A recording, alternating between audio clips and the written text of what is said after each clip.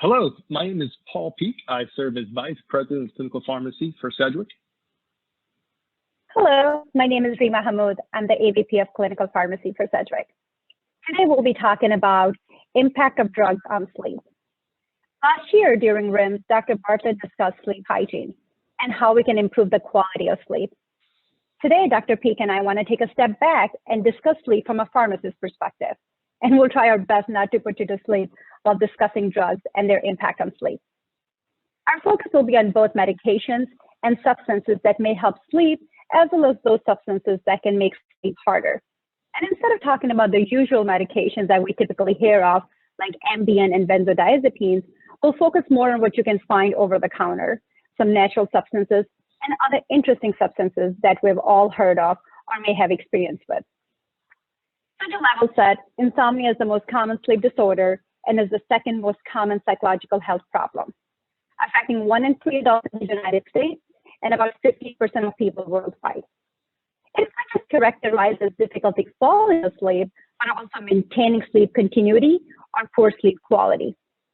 And Paul, especially in 2020, with all the things happening tied to COVID, whether it was having to shelter in place or the uncertainty that we all experience in a pandemic, it seems like a very relevant topic to address. Are there any other stats that you can share? Thanks, Rima. And yes, I completely agree. If we weren't paying attention to sleep and how important it was prior to 2020, I believe more of us are focusing on it now. Some of those key stats include, and you mentioned one of them, that 30% of adults experience even short-term insomnia. And actually, up to 10% of adults are experiencing even that longer-term, more chronic version of insomnia. Conservative estimates as it relates to even the economic burden of this is that it costs the U.S. between 20 and 25, but even up to $63 billion a year in regards to insomnia and the issues tied to that. And that comes from the American Academy of Sleep Medicine.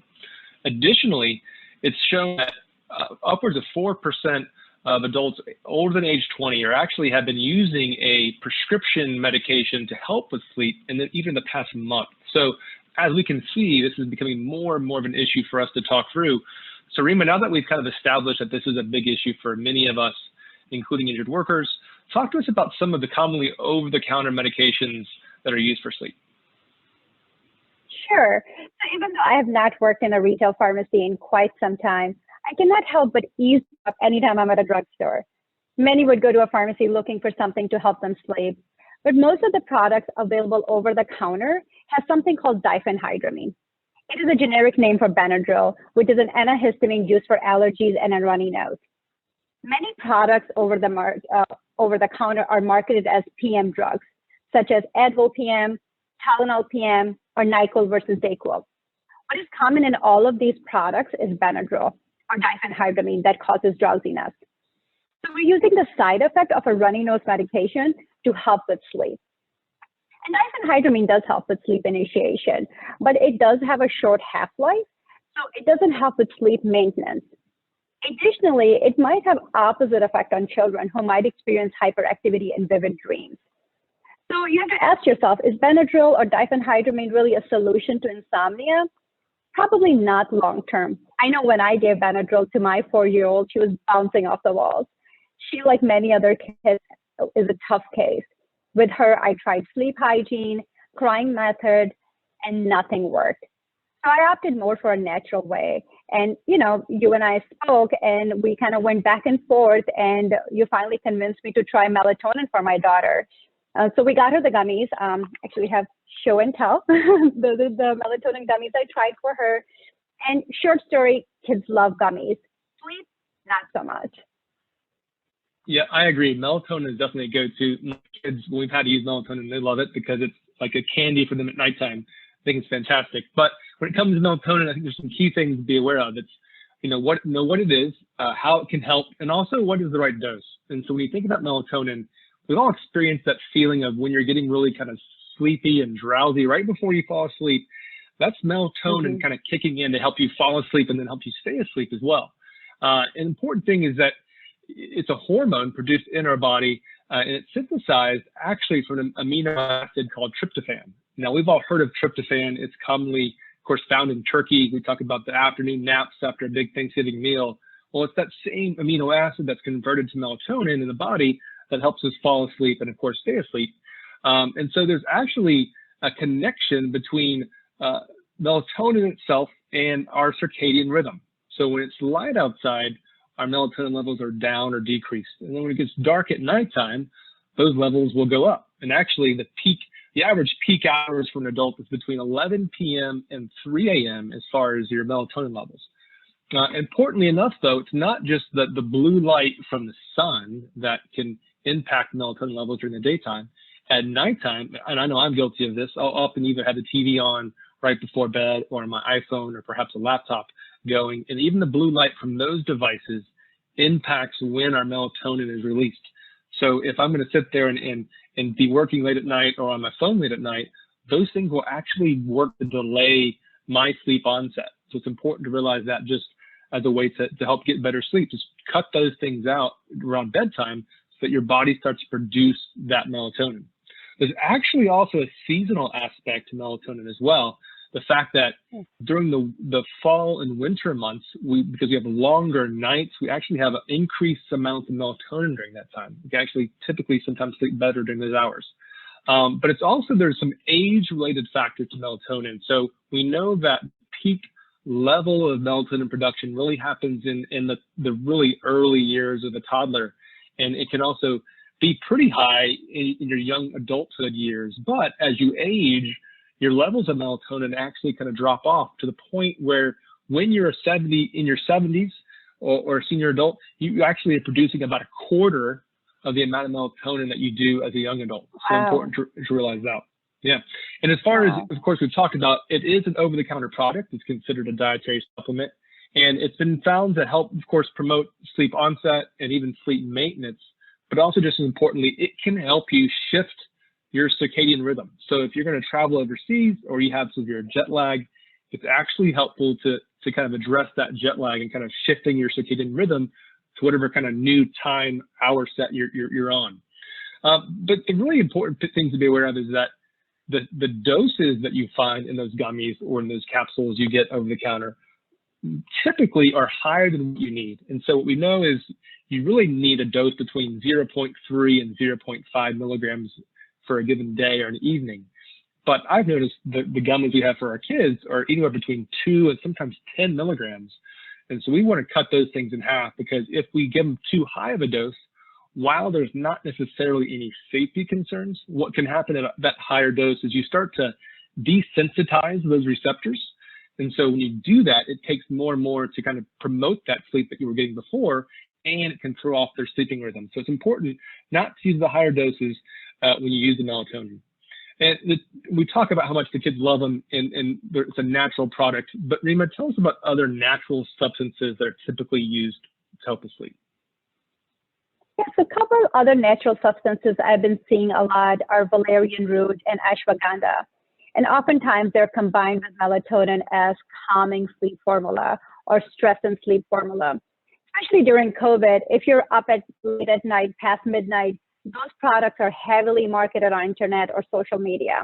Oftentimes they're used as herbal teas or drinks, but the evidence is really limited, and we can't really draw a solid conclusion whether these products are beneficial or not. I came across a study a couple of years ago, and it reported that patients taking valerian had an 80% greater chance of reporting improved sleep compared with placebo. But there was a lot of publication bias in that study. And what was interesting was those patients utilized valerian and ashwagandha combined for more than 4 weeks to really see a beneficial impact on sleep. So you have to use it for a long period of time to really see its effect. And once you're using that, you cannot abruptly discontinue valerian root or ashwagandha. Just like any other medications that are used for sleep, such as hypnotics, you have to slowly discontinue it or taper off before completely stopping the medication. Otherwise, you'll experience a lot of withdrawals, just like hypnotics. Another interesting fact about valerian is, just like any other medication, it has drug interaction. It is metabolized through our liver, and if patient is taking other medications that are metabolized through liver, such as benzodiazepines or alcohol, valerian decreases their excretion and increases their amount in the body, leading to more side effects. So you really have to be careful if you're using valerian and you're taking other medications as well. So, Paul, like, just because something is a natural substance, it doesn't really mean it's always safe. That's very true. I've learned that the hard way. I recall several years ago when I needed a bit of a booster in the daytime because I wasn't sleeping well. Found this substance that, of course, was promoted as a natural substance. It's got plenty of vitamin B. And that product was what we call the 5-hour energy drink, or that energy shot, if you will. And those things have lots of vitamin B, but they also have quite a bit of caffeine. At that point, I wasn't really fully aware about how much caffeine was in that. And so I was drinking about 1 a day to start things out. And then soon enough, as I was building up tolerance to that and wanted a bit more energy, I got to about 2 and even 3 5-hour energy drinks a day. And soon enough, I actually ended up in a doctor's office, and he looked at my EKG, and he was so concerned, he made me go directly to a cardiologist. And you and I know it typically takes weeks to get in to see a cardiologist, but I was seeing one within an hour because my EKG was that scary. And I think what I didn't know and I learned is that those drinks, even though they can promote the natural remedy of vitamin B, they're loaded with over 200 milligrams of caffeine in one shot. And that's 2 cups, that's over 2 cups of coffee. So I learned my lesson, and actually over some time was, I was on some medication and got better, but I was taking, 3 shots a day.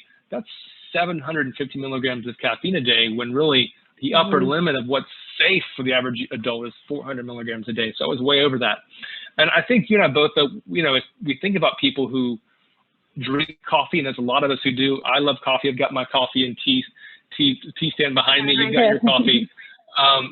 We've gotten used to having caffeine, and I've actually myself moved from coffee over to tea. And the reason for that for me was just because I realized if I needed that extra boost of caffeine in the afternoon, it was making it harder for me to get some sleep at night. So I've tried to decrease the amount of caffeine I have in my beverages. So I've moved to tea, which has been helpful. But I think that's a critical thing for people to be aware of, which is it's definitely safe and okay to have caffeine at a certain amount.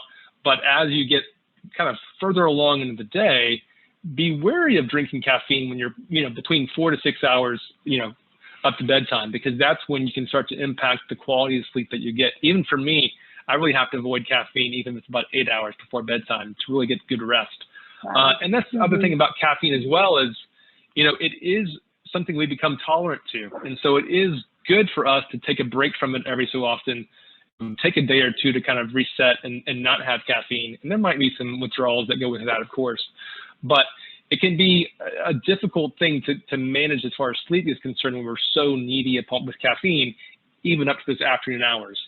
And I think on the flip side of that, as we talk about, drugs like caffeine, which are stimulants, there's also a commonly used depressant, of course, that's also a drug called alcohol that people will often use to help sleep. Actually, studies have shown that up to 10% of the population uses alcohol to help with sleep. Yet, ironically, alcohol actually has been shown to disrupt sleep. And when we wake up from the morning after, we don't feel as rested. And the reason for that is we actually have, in a given sleep cycle, 4 separate stages of sleep. And it's important to get the right amount of sleep in each stage. Well, alcohol actually forces us to kind of skip through those first 2 stages, makes us really sleepy, move on to stage 3 and 4. We don't get enough of that stage 1 and 2 sleep, which means we're kind of off balance a bit, which is why we can typically wake up and not feel rested, even if we just had 1 or 2 glasses of wine the night before. But Rima, I know you personally have had some issues with sleep, and you've tried a lot of different things, and you've tried something that some would consider a hot topic. But will you tell us more about what you've experienced and what you've tried for your own sleep issues? Yeah, so continuing with the sleep disturbance, I was in a bike accident last year, and the aftermath led to lots of neuropathic pain and insomnia.